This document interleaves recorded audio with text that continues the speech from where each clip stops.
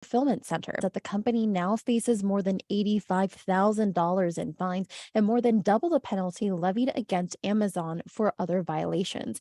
Amazon has been cited for similar safety violations at other facilities in the You're state. The curious. Spokane citation notes that more than 400 workers' compensation claims filed over musculoskeletal issues as well as noise concerns. The Business Journal reports that Amazon will appeal the citation. And we're looking at a number of road closures in the area. All lanes in both directions on I-405 will close between Highway 900 and Sunset Boulevard Interchange in Renton and Coal Creek Parkway in Bellevue, beginning tonight at 10 o'clock until early Monday morning. And Sound Transit's light rail 1 line will be running at reduced frequency. Expect trains every 20 minutes and be prepared to change trains at Pioneer Square Station. This is KUOW News. Support for NPR comes from Angie, dedicated to helping homeowners find skilled pros to get their home projects done well, from everyday repairs to dream remodels. Reviews, pricing, and booking are at Angie.com or on the Angie app. This is NPR. Welcome to Friday. Welcome to KUOW's Week in Review. I'm Bill Radke, your host. You've heard of going 0 to 60. In this show, we're going to go from 0 to 250. We're going to go from gridlocked intersections that may be policed by cameras to a bullet train that may or may not zoom in our lifetimes. And I'm not alone here. Phew, thank goodness. I've got Seattle Times senior investigative reporter Patrick Malone. Hi, Patrick. Hi, Bill. Wild West newsletter author Eli Sanders. Hi, Eli. Hi, Bill. You still a Pulitzer Prize winner? You keep trying to get him to take it away, but no, it's a lifetime thing. Okay, excellent. KUOW's arts and culture reporter. Welcome back, Mike Davis. Hey, Bill. Good to see you. And you can see us if you go to YouTube or Facebook, search KUOW Public Radio. We're putting cameras on the show, enforcement cameras, if you will. So we had the hottest week of the year so far this week. And before we get to the downsides of that, because, you know, that's what we in the news media do, get to the downsides. Can we just start with the fact that a hot summer day can be a lot of fun? Thank you, KUOW reporter Casey Martin, for taking us to the Seattle Center International Fountain. The jets of cool water from the fountain call to Will Coons like an oasis in the desert. It's very hot out here, and I saw that water spouting out, and it's time. Coons is from Oregon, visiting with his wife. They were cruising around on e-scooters when they saw people running down to the water. He emptied his pockets and ran in after them, fully clothed. All right, Will, how was that? That was awesome, man. I feel a lot better. Right on. Did anybody else enjoy the sunshine and the heat? We actually went to the fountain. My family did. Uh-huh. And it was nice. It's hot around the fountain in that cement bowl, but it's great to run through it. Right. Yeah, I was at Bellevue's downtown park last night, and the area that is unshaded, the play structure, empty. And right next to it, the little water park, jammed, and really fun to just sit next to. Mike Davis, the heat is also dangerous, however, even when you're trying to have fun. And that's been reported this week. Yeah, there was reporting from the South Seattle Emerald that since 2018, we've seen an uptick in drownings. They also did reports that showed that for Black swimmers or Black youth, 64% of them had little to no swimming skills. So there's been a push to really teach more kids how to swim. So I guess we don't have to be only downers. Swim Seattle is a program from Parks and Rec in partnership with a bunch of local nonprofits. And they're out here doing the work of trying to give free swim lessons to kids who can't afford to learn how to swim. Yeah, it does, as you said, Eli, point out there's a systemic failure there. There is, yeah. It's that we have so many children who are growing up not learning to swim. It is expensive to take swim classes. It's not equitably available, swimming education. Drowning, according to the New York Times, is the #1 killer of young children in the United States. And I just wanted to throw out another idea on top of the good idea that has been mentioned already. I went to a college that required, before anyone could graduate, no matter what their grades were, no matter how impressive they were, you had to be able to swim from one end of the pool to the other. And if you couldn't graduate, you could not graduate. And if you didn't know how to swim, they would teach you. If you really, really couldn't do it for some good excusable reason, you could get a waiver. But the theory, as it was explained to me, was, you could have the best education in the world, and if you fall in the water and drown, it goes nowhere. So we're going to make you learn to swim before you graduate. You could make graduation from the Seattle Public Schools contingent on learning to swim and make it an educational requirement so that the schools, in addition to teaching gym, are teaching swimming lessons. And that would also go some distance toward the equity piece where, people in the Seattle Public Schools would be getting free swim lessons as part of the educational requirements. If you choose to bail out of the public schools and go to private schools, you pay for private swim lessons. Interesting. What do you think? Well, I mean, these are profoundly troubling statistics because these are preventable deaths and they're, landing unfairly and inequitably on one particular community. And it looks like the answer is more programs like the one Michael mentioned, getting more kids into swim lessons. But when I see what Mayor Harrell said in the South Seattle Emerald story, he says that every kid by 10 years old has access to skills to become proficient in the water. He says that's the goal. And I think that that's overstating it compared to what the resources have been, sure, that's what you would want if you had a genie's lamp. But I think that it takes actual tangible effort here. And it also takes rational, reasonable talk that says, by next year, we'd like to have 79 or 80%. If you just say, yeah, we want everyone to be able to do it, that really doesn't address the problem in an honest way. And Patrick used the word inequity. I don't know if we've gone through, it's not just an inequity in who can swim or who gets to swim, but there's so many layers here to where is it hottest and who's got access to a way to cool off and safety measures and all of that, Mike. Yeah, well, I think all of those things come into play when we're having this conversation of who we see drowning, right? So when you look at South Seattle, for example, where NPR did some really cool research in 2019 about which areas of Seattle are the hottest.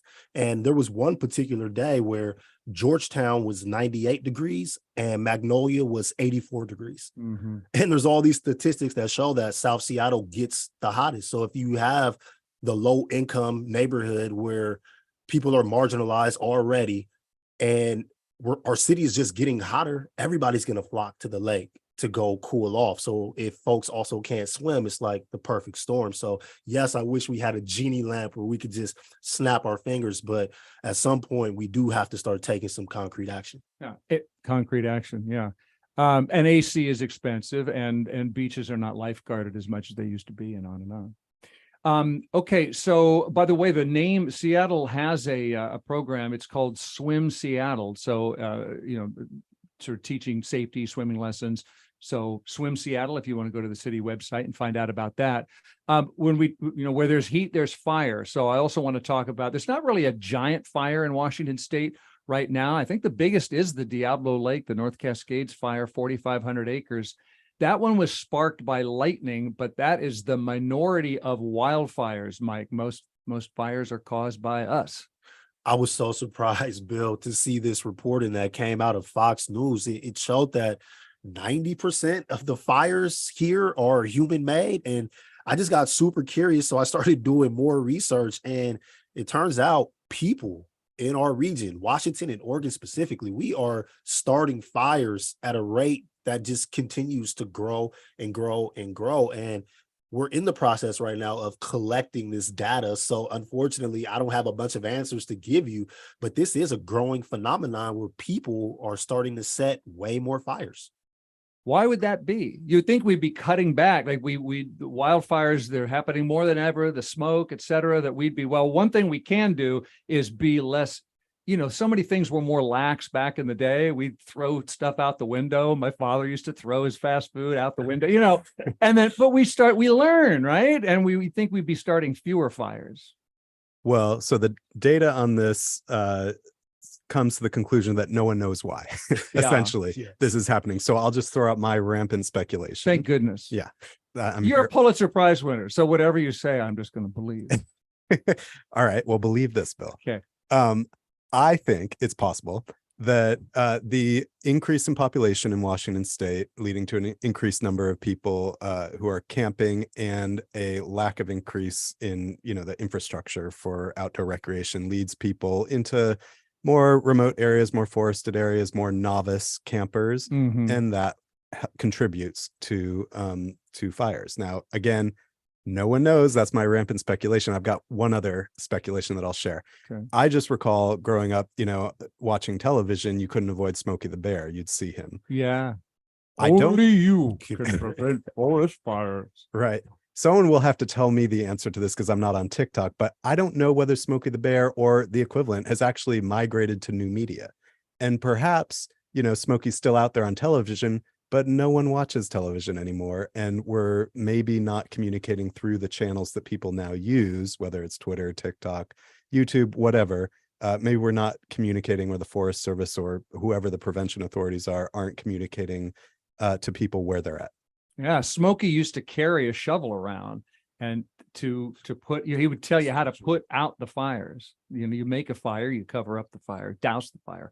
Patrick, your thoughts? Well, I just think there's a lot of ambiguity in what is a human caused fire here. Is it our electrical lines? Is it our tossed out cigarettes? Is it firefighters, committing arson that we've seen some places? Climate change, human caused climate change. I think all of the above. It's just like a combination of things. And if you've lived in drier parts of the country, like I have, Colorado and New Mexico, and camped there, you see signs that say, "Don't you dare start a fire today." And here it was like, oh my gosh, I'm seeing signs that say fire danger is moderate, and I think that there's just a taking for granted almost in the Pacific Northwest that we're a little wetter, things like this haven't happened. That's changing. And, I just would like to see some more detailed accounting of parsing out what qualifies as a human caused fire, where these places are happening, what do they have in common. I would like one of those very expensive Washington State studies on this. Well, as you know, forest fires are not my beat, so I had to read other reporting, but High Country News did report that when we're looking at these statistics, if they don't know what the natural cause of a fire is, it does kind of get chalked up to everything that you just mentioned. But also, there are statistics that show that people are doing a lot more outdoor recreation now than we have done in the last few years. There's also, they called them long-term campers. I think they were speaking of the unhoused folks. They Yeah, didn't use living that outside. term, but they just said that people right now are interacting with nature a lot more than we have in the last few years, which also opens the door to more opportunities for fires to be started. Are fireworks even going to be a thing like in our lifetime? Are they just going to go away? I mean, they're just harder and harder to justify. Sorry, kids. That hasn't stopped them yet. No, The justification of rock and roll, baby, seems to have been enough to this point, and I wonder if it'll sustain. Fair I think enough. we're growing up. I've become a homeowner, and I hate fireworks now. I'm out there spraying my roof with water. Like I hope that we no longer do the fireworks thing. Well, we had our fun before people in Exactly. this room. Yeah, So right. that's what matters. Okay, let's talk about rocking and rolling through the Cascade region on a bullet train. Will that ever happen? There's an update this week. We're going to take a short break and then go 250 miles an hour when we return.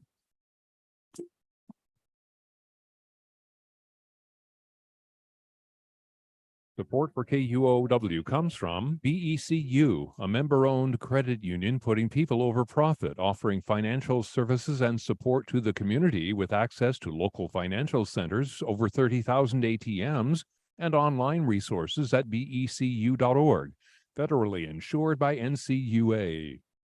Hi, I'm Kim Malcolm, local host of All Things Considered. Every weekday, we bring you in-depth reporting on stories that spark your imagination. We keep you curious and give you a daily glimpse into the future. Catch All Things Considered with me every weekday starting at 3, streaming on KUOW.org, and always at 94.9 Seattle. Support for KUOW comes from Live Nation, presenting Glenn Hansard and Marketa Erglova of the Swell season at Chateau San Michel Winery on Wednesday, August 23rd. Part of the Chateau San Michel Winery Summer Concert Series. Tickets available now at Ticketmaster.com. Full series lineup at wineryconcerts.com. You've done the right thing by tuning into KUOW's Week in Review with our own arts and culture reporter, Mike Davis. We've got Eli Sanders here of the Wild West newsletter and Seattle Times senior investigative reporter, Patrick Malone. Continuing on this week, Washington's Democratic members of Congress have asked the Biden administration for about $200 million to plan a 250-mile-per-hour bullet train between Vancouver, BC, and Portland. Patrick, a plan. I've heard about plans and ideas for a bullet train since I was the size of a bullet. Where does this actually stand? Is this happening? That's a tough one. Now, this is all over the country. We hear about this. Wherever you go, somebody wants another train or they want an extension of a train. So there are places where we've seen scaled down versions of this that exist. It's not a bullet train, but take for a moment New Mexico's Rail Runner, right? Let's talk for 1 second about what the advantages of something like this are. You're able to live in one of the poorer parts of the state, the South Valley of Albuquerque, where you can afford to live still, and it isn't priced out. And you're able to work in Santa Fe downtown, be there in 15, 20 minutes, maybe an hour tops from the farthest out. And you're able to get good paying jobs and still have affordable housing. These are the types of benefits I think that the Pacific Northwest wants as well.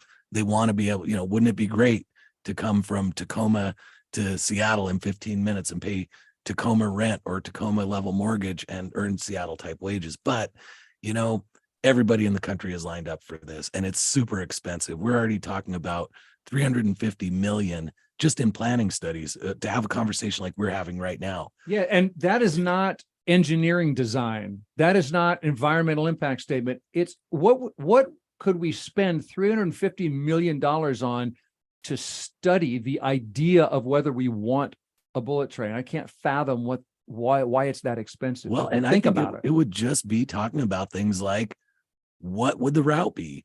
What are we going to have to do infrastructurally? What mountains are we going to have to drill tunnels through? And also things like we just discussed about what are the merits of it as a society, right? And it's just super expensive. And when we look at even the Ballard Soto light rail extension, $11 billion, and a decade down the road, there hasn't been a nail put in the ground. Mm-hmm. So as much as I would love to see this, I highly doubt it's going to happen in our lifetime. I love how your mind went straight to, equity and where you live and all of that, because I'm trying to go to Portland Trailblazer games. Like if I could just hop on a quick train, go to Portland, catch the Lakers when they're in town and come back home, I'd be sold right there. But it doesn't sound like it's just it's far away. And there's a question of whether fixed rail at that price tag, things change and technology changes. Aren't self-driving cars eventually going to be networked so that they all move together? I'm not saying it's 250 miles per hour, but at least then there's an exit point and then you drive away and you've got your car to go wherever. I just don't know if bullet train is going to be the thing in the time it would take, not in my lifetime, to build. Or maybe we'll be able to teleport before the bullet train. That isn't appears. that the plan, to move our molecules?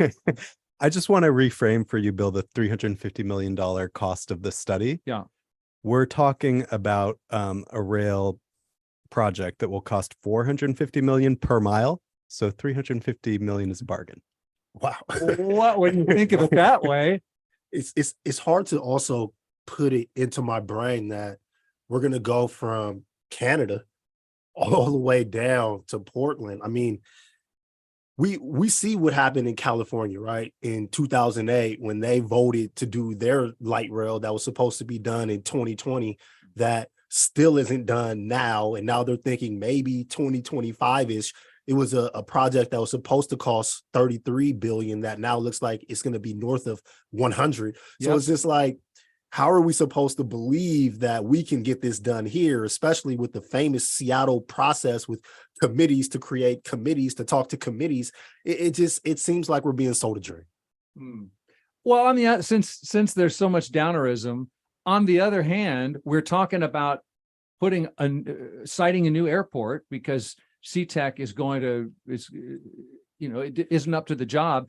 Nobody wants to have an airport, so this is a way that's not churning out fossil fuels. This is a way of getting around, and this area is going to keep growing, right? So it's how many people now we have between Vancouver and Portland? It's I think it's like 9 million, and it's going to be more like 12 million, and that's a 25%. It's a significant jump. So I'm wondering, but it's not like we're going to stop growing. Well, just because certain elements of it are stupid doesn't mean we shouldn't do it. Yeah, And- I guess and I that's what feel I'm like, saying. A forward-thinking step is to do the planning study, and maybe start planting that flag now, because I think that there are certain states that have been doing this kind of thing for a decade that, maybe have a leg up when it comes to this infrastructure bill money, but the best time to plant a tree is 20 years ago, and the second best time is today. Right. So if we haven't done it already, maybe it's time to get our skin in the game and start planning for what is going to be the realistic rail option for the Pacific Northwest, because doing nothing never gets you there. Yeah. It's fair. And just because it's stupid doesn't mean I shouldn't do it. That's my motto. You get me. Okay. So we just talked about fast train. Let's slow it down now. Let's take it way down to a downtown Seattle traffic intersection. City of Seattle is about to install 3 more traffic cameras to watch for drivers blocking intersections or using the bus lanes. Patrick, your newspaper told me that the city's got 8 other cameras going, and in less than a year and a half, there have been 53,749 bus lane infractions. That blew my mind. And then about 400 infractions for blocking the box. So if people don't like the illegal driving, does that mean we do like enforcement cameras? Not necessarily, they can also become an oppressive factor in someone's life. I know that it was an overt fundraising, machine in Washington, D.C., where everybody I knew, when you had to renew your tags, you had to renew your license, you had just a ton of these things to clear up, red light cameras and box cams and the whole bit. And I woke up with a boot one day on my way to the airport, and I'm not even going to get into that. But it can really become just sort of a revenue generating source. But there are other things to think about as well, and I'm thinking about culturally and how we regard police and how police regard us, quite honestly. And it's almost like we've removed every low stakes interaction with police, such as, the neighborhood traffic stop. You just don't see it. I didn't see it in Denver. I didn't see it in DC, didn't see it in Baltimore. I don't see it here. And so you're not getting to know police that way. Police aren't getting to know drivers except on these felony stops and things. We just don't see that. So there's also the other side of the coin, which is this takes sort of the officer's discretion out of offenses. And in a way, maybe that's a good thing. Is it saving lives for that reason? I just think there's a lot to dislike about creating a robot police force. I have been traffic cameraed, and I at once both kind of resented it and appreciated it. I appreciated it for the efficiency. I didn't have to, interact with a cop and be pulled over at the side of the road and, maybe feel embarrassed as everyone whizzed by me. And I guess maybe resent is too strong a word, but I didn't find it as helpful, quite honestly, because when I got this thing in the mail that said, you've been speeding and here's a picture of you speeding, I didn't even remember that I had been on the street where it happened. And I just wonder, in terms of the deterrent effect, right? Maybe I've missed the point and this is just all about raising money for the city government. But if we're trying to slow people down, then there is something, and I completely understand the aspect of, not everyone's person-to-person interactions with police officers are good, and there's a very good argument for getting police out of the interaction whenever you can. But in terms of teaching a lesson, at least for me, I felt like, gosh, if I didn't even remember this and it was kind of a virtual thing and I paid my fee and it's done, the next time I drive down that street, I won't have that kind of lived memory of like, oh, this is where I got pulled over, I better slow down. Yeah, there's something physically memorable about having your day stopped for this thing you did, sitting there and waiting and waiting and waiting for them to run your. Yeah, okay. But there's also something memorable about knowing that there's that one intersection where you always get a ticket. Because I've been in that situation where there's this one sensitive light where I'm getting a ticket to the point where I would just go a different way so that I wouldn't have to drive through there. Because the light is too sensitive. The light was way too sensitive. But Patrick, you talked about robot police, and that scared me. I was shell shocked. I don't want that. Like, we could have police be cameras, but I feel like they're starting to try to get actual robots to be the police, and that's a whole different thing. Well, when we're talking about blocked intersections, which is what these cameras are Right. policing, these are not places where you want officers stopping everything and trying to pull people over And in the that's middle of where a I was- gridlocked intersection. That's where I was going. With so many people in our city, we're starting to see people who could drive actually start trying to do public transit. We're coming out of the pandemic. People are getting more comfortable. Blocking the intersection is something that I see all the time when I'm on foot, and I hate it. And I'm probably one of the most pro car people that you will meet, but like, I just hate when people do that. So if we could have something to stop people from just doing that, that would be great. And I would argue that we don't need police hitting their lights because somebody is just sitting in an intersection. We don't have enough police for them to even be wasting their time doing something that medium. Just to validate Mike's sense of this being a huge problem. So you talked about 53,749 citations for driving in a bus lane, similar to blocking a street, since March of 2022, since the Seattle Times. So I just did the math on that. That's 18 months. So that's more than 3,000 people blocking a bus lane per day in Using Seattle. a bus lane anyway. Blocking a bus lane is Well, what they're, or driving, just driving in a bus in- lane. yeah, Sorry. yes. Sorry. Using a bus lane. You're right. Yeah. So that is a lot of people misusing the bus lane. Yeah. In their defense, bus lanes are super confusing, are they not? You mean- sometimes they pop up in the mid. It's not like you always know they're on one side or the other. They're in the middle, or there's a bus lane right before a place that I think I'm allowed to turn at, but I can't use the bus lane to get from here to that spot. Can I just ask, what is confusing about the lane that is fully painted in red and says bus in giant letters? Nah, Bill's right. When you need to turn, you got to turn. Sometimes they put the bus lane right where you have to. It's true. But I haven't gotten a ticket for doing that. Well, here's my thing though.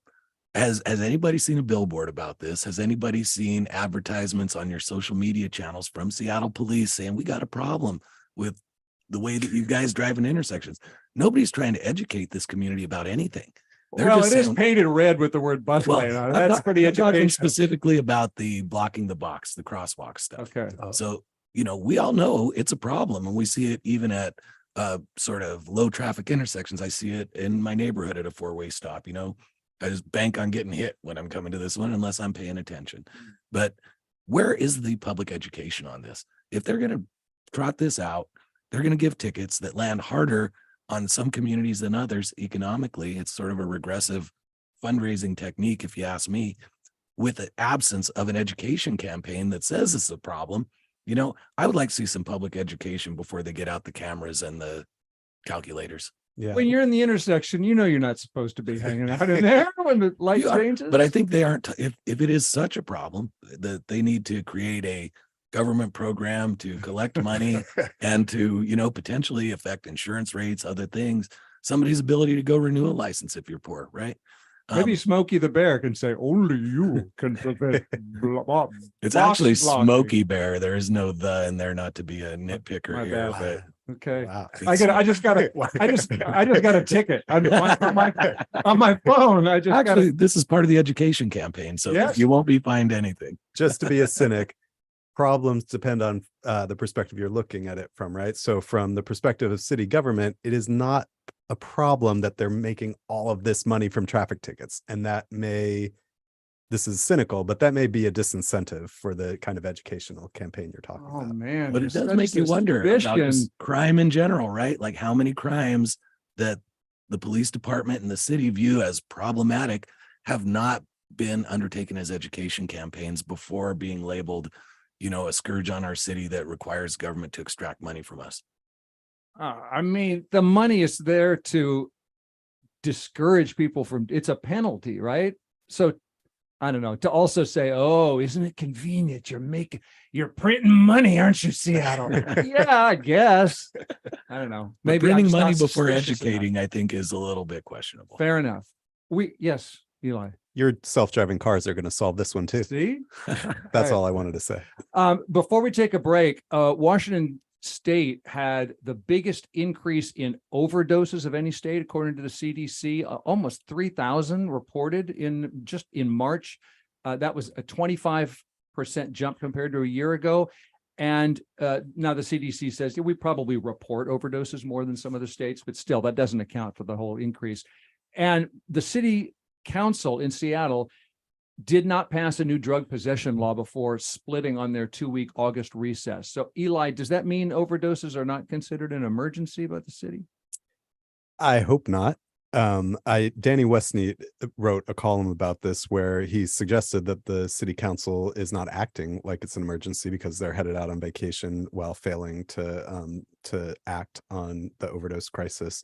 This is a very complicated issue, and I don't know how much time we'll have before the break to unpack it all, but it traces back to a Supreme Court decision in Washington State in 2021, where the Supreme Court struck down what was a really draconian law in Washington State, criminalizing possession of drugs as a felony, whether or not you intended to possess the drugs. And the Supreme Court said that's unconstitutional. That's a due process violation, and threw out our possession law.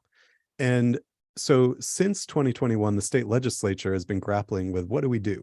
And it took them 2.5 or so years, it seems like, to come up with a new law that passed this May, I believe it was. Yeah, statewide, where possession is now a misdemeanor, and state law is or the state policy is to include all sorts of funding to try to divert people from criminalization or incarceration for drug possession and toward treatment. Yeah. But it's still a misdemeanor to possess under state law. And as I understand it, the sort of ideological position in Seattle that is kind of gumming up the city council, if you see it as stalled, is that you can't even call this a misdemeanor. That is too much criminalization, and we don't want to penalize drug possession at all. And that seems to be where things are stuck. The city council is not ready to get on board with the state's program, which would bring resources to Seattle for diverting people from incarceration and into treatment, and have a lot of outreach aspects to it with state money behind it. We won't get that unless we get on the state's program of making this a misdemeanor. And the city does not have a better alternative or a better plan or an alternate route. And I think Danny Westneat's point in a way is well taken. This is no mystery that this has been an issue. The Supreme Court decision came down in 2021. The state legislature has been working on this for years. That is not news to the city council. And so it would have made sense to have either a decision to go along with the state or to enact our alternate plan, especially given the scale of the overdose crisis in the city. Other comments? Eli took every single position that is possible to take. But I think your question is city council saying that this is not an issue because they chose not to fast track this particular bill? And to that, I would say absolutely not, because overdoses are a problem, and we can run off all the statistics that say why it is a problem, not just in Seattle, in the country. But the bill that they were trying to fast track, I would argue, doesn't actually solve the problem of overdosing. Giving the city attorney the power to prosecute people doesn't stop people from overdosing on drugs. Proposing a bill that doesn't have any funding for alternate solutions doesn't solve the problem that people are overdosing on drugs. What I saw in that bill was a bunch of word salad. It was a bunch of words that say, we don't want to participate in the arrest to prosecute pipeline. But then you give us a bill with no concrete solutions to the arrest to prosecute pipeline. As a matter of fact, the only thing that's concrete in that bill was SPD's ability to continue to arrest people, SPD maintaining discretion over who does and does not get arrested.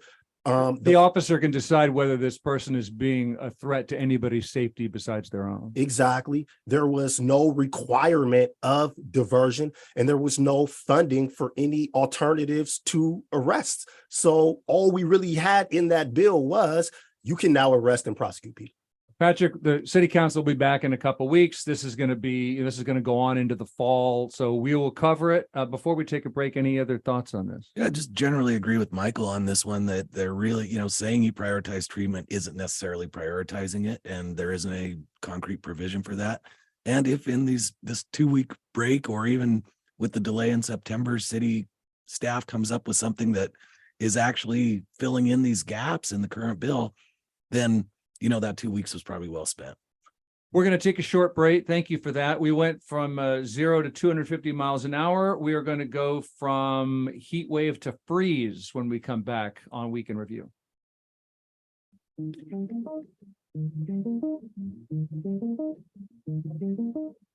Support for KUOW comes from Arch Bright, offering HR, safety, and employment law advice to employers through an annual membership. Includes access to the HR hotline and regional salary and benefits surveys. Details at archbright.com.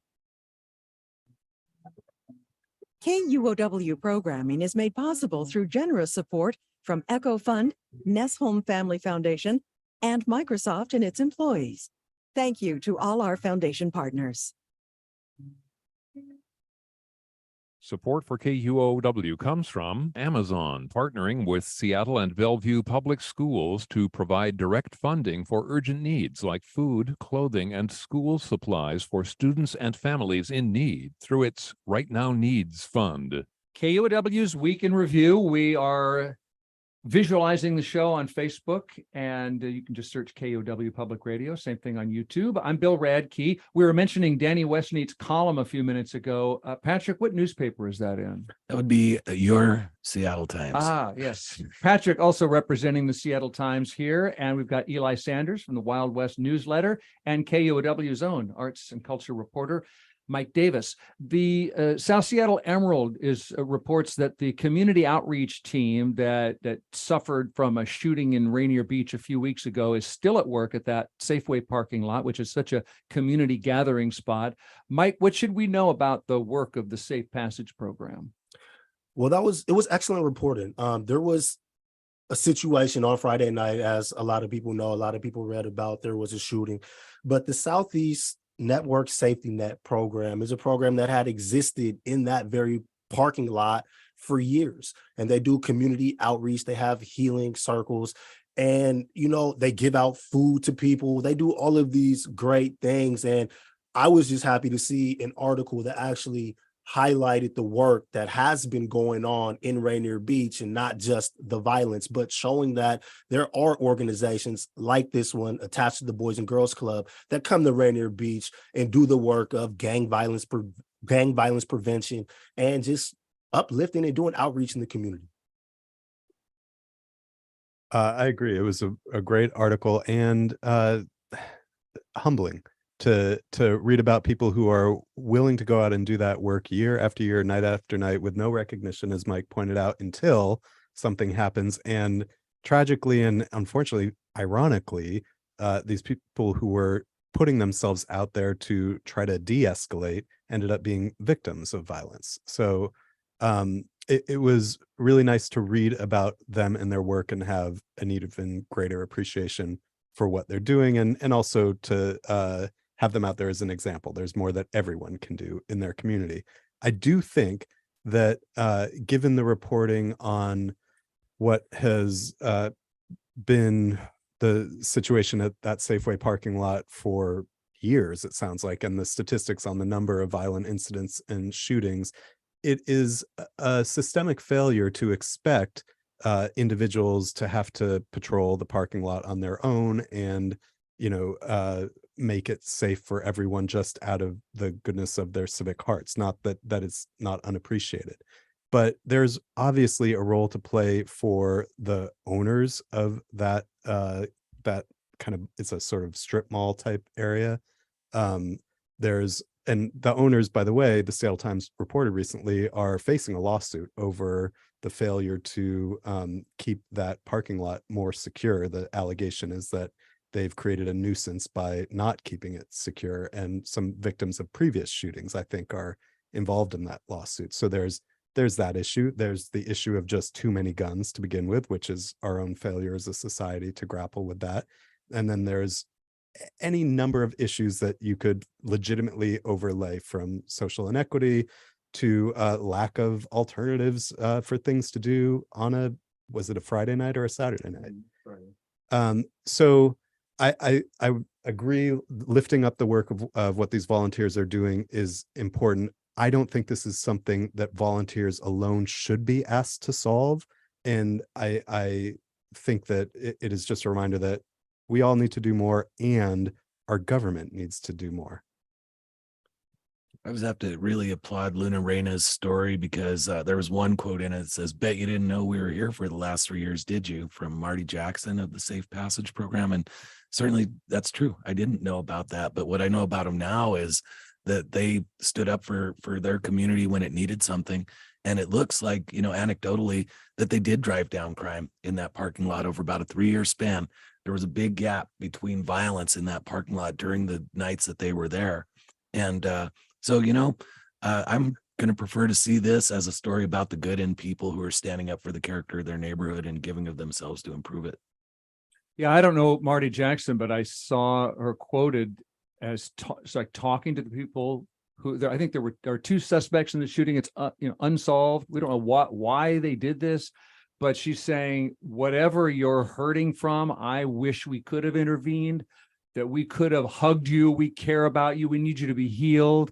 That sort of struck me that was that really seemed to be the approach, this sort of loving, we're always all in this together approach. Well, that's because there's so much love in the South End, Bill. Like, we get the stories of the violence that the media likes to pick up on, but there's also a lot of love. And Marty has been out there. There's other organizations who weren't mentioned who are also out there. Like, the community knows what's happening in this parking lot, and the community has been there really trying to do the work of keeping people safe, having healing circles, and really just embracing folks. So I agree with everything that Eli said. There should be more people. There should be government. There should be all of this. But the reality is the community is actually out there. Our community, and I say our because it is me too, we are not just magnets for violence. We actually care about each other and love each other, and we try to do the work to uplift each other. I think anybody who's tried to get a neighbor or a friend in Seattle to volunteer for a cause knows that it's difficult. And usually they want to just give money to it. What you have here is people putting their bodies, their lives, themselves out there for their neighborhood to say, this is the kind of place we want to be. Well, I'm glad you brought up the idea of getting a friend to volunteer, because that is one way to make friends in Seattle, is to go help somebody besides yourself, which I bring up, Patrick, because the Seattle Times ran a piece this week about how hard it is to have a social life in this town. It felt like a lot of it was for people who are new here trying to figure it out. Yeah, it was like they wrote it for me. It's like, thank you, Seattle Times, for continuing to tell me how to live my life in Seattle.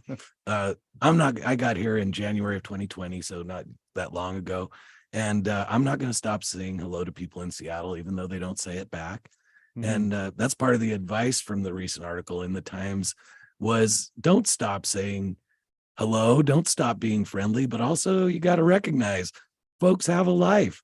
They've been building a life for many years here, and that doesn't mean they have a convenient spot to, say, oh, good, we've been holding one best friend spot, for any free satellites that might land here from God knows where.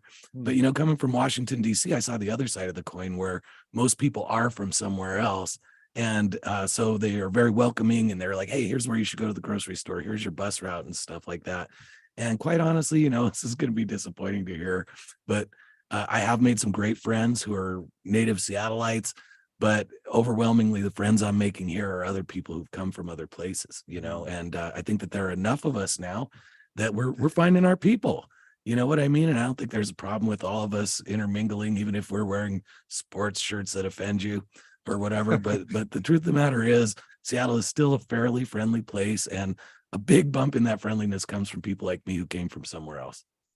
Well, I've lived here a long time and have heard about the Seattle freeze for many, many, many, many years. And I don't know, if it was true then, of more so than other towns. I don't know if it's less true now because we have so many newcomers. Maybe that's been, there's not such a freeze out. But what do you think? Is the Seattle freeze, is it real to you? I don't think it's real to me. I'm born and raised here, so I think it's different. I think the perception of Seattle gets people in a weird way because Seattle is so laid back, it's so slow, it's so casual, and then people don't speak, right? Because if you're in New York and everybody just has a place to be, then you get it. You're busy. We're not busy. We're just not that nice. It's a thing. I'm also born and raised in Seattle, and I've been seeing this article get recycled for a very long time. So I think there's somewhat of a media manufactured thing, and then there's obviously enough reality in it that it resonates with people who have recently moved here. I would say moving here in 2020, right at the beginning of the pandemic, that's a hard time for like making new friends and social interaction. Everyone was socially isolated then. So true. So maybe the last few years are not the best data point on Seattle Light's friendliness. We were all locked down. I don't know that I see a huge problem, but I'm maybe not the best person also because I grew up here and I have friends, and so I don't totally get the Seattle freeze thing. I am happy, however, if Seattle is filled with newcomers who are not like icy people, then that's great. They can meet each other. Was that icy? Was that Seattle freezy? Actually, I think what you just touched on, and actually, Patrick, you kind of said something too about what'd you say? People land in here from who knows where. There is a certain xenophobia in Seattle, I think, that maybe has some of us grumpy. That didn't explain it decades ago. I've been hearing about Seattle freeze for decades, and I would hear that it's because we're so Scandinavian, and so silent and Lutheran and all this stuff. And my wife came here from Wisconsin, and she had a house sitting gig in Magnolia before we were married, and we were taking a walk together, and she would just turn to me.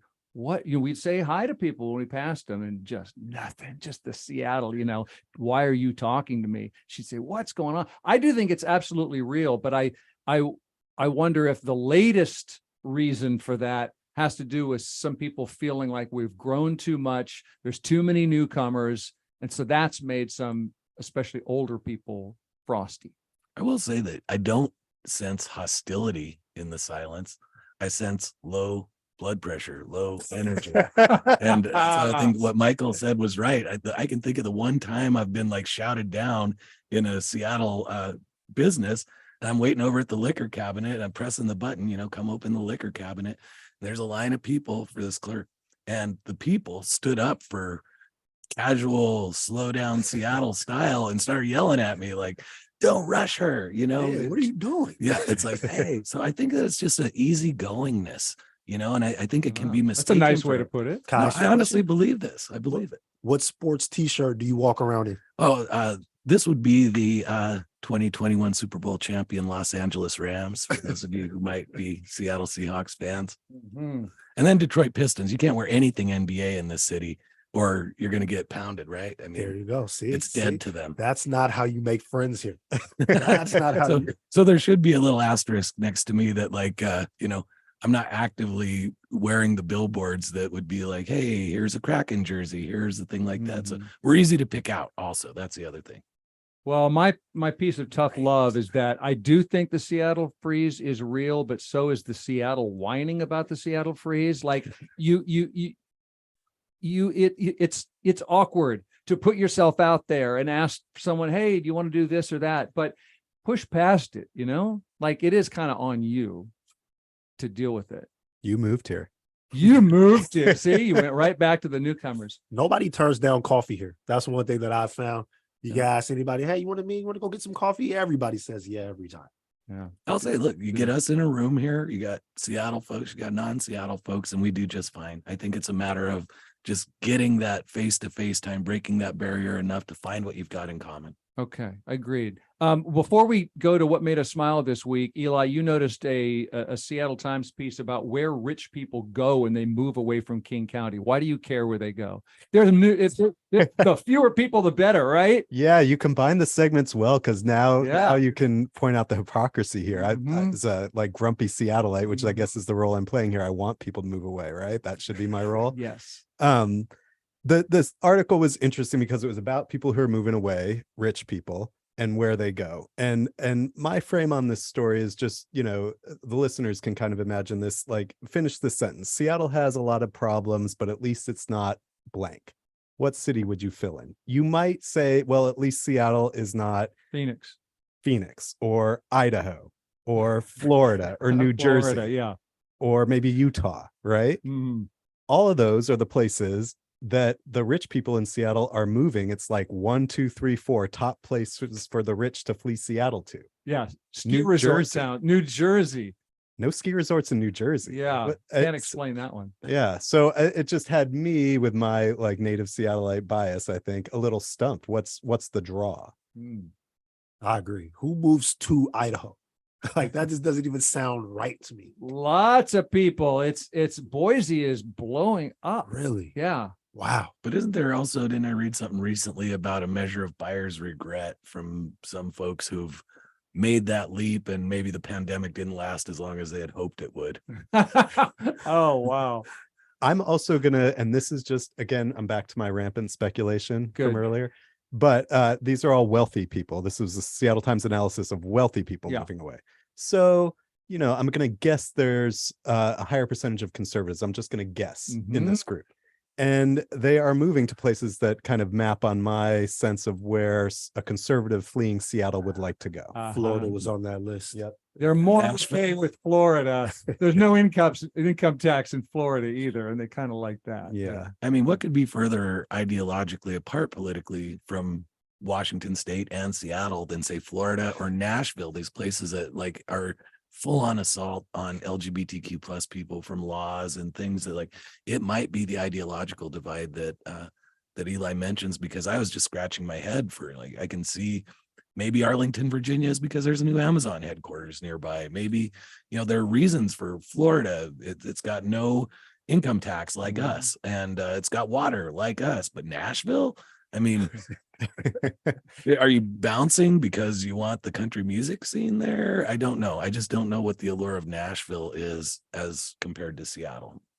Well, we've got less than 2 minutes left in the show, and I want to know, something's keeping you here. Something's making you smile. Anything smile worthy this week?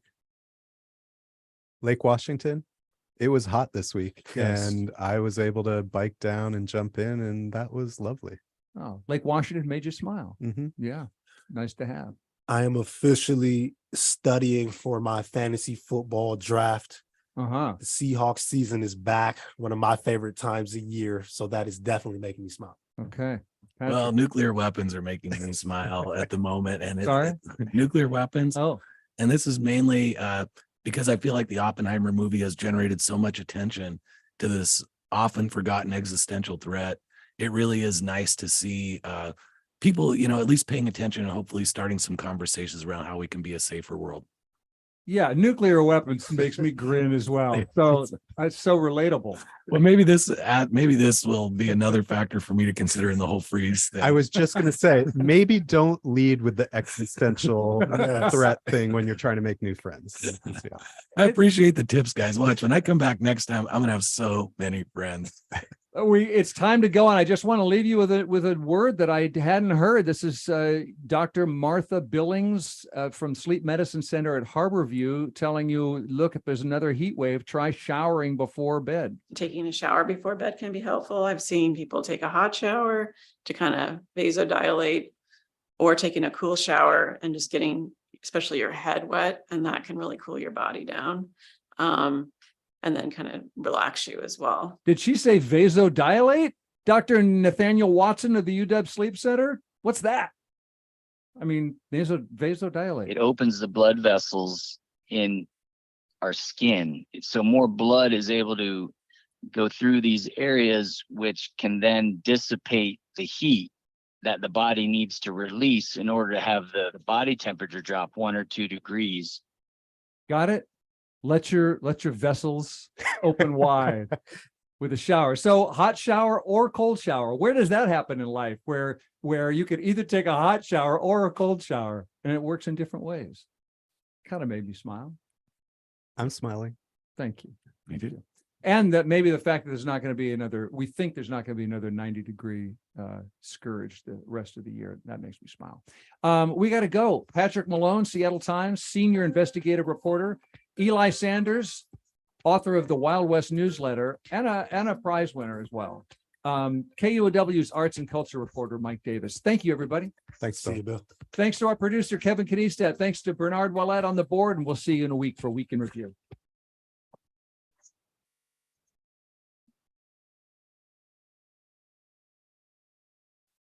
Support for KUOW comes from the Lincoln Theater in Mount Vernon, presenting the Bay Area rockers Lydia Pence and Cold Blood, Thursday, August 24th at 7:30 p.m. Information and tickets at lincolntheater.org.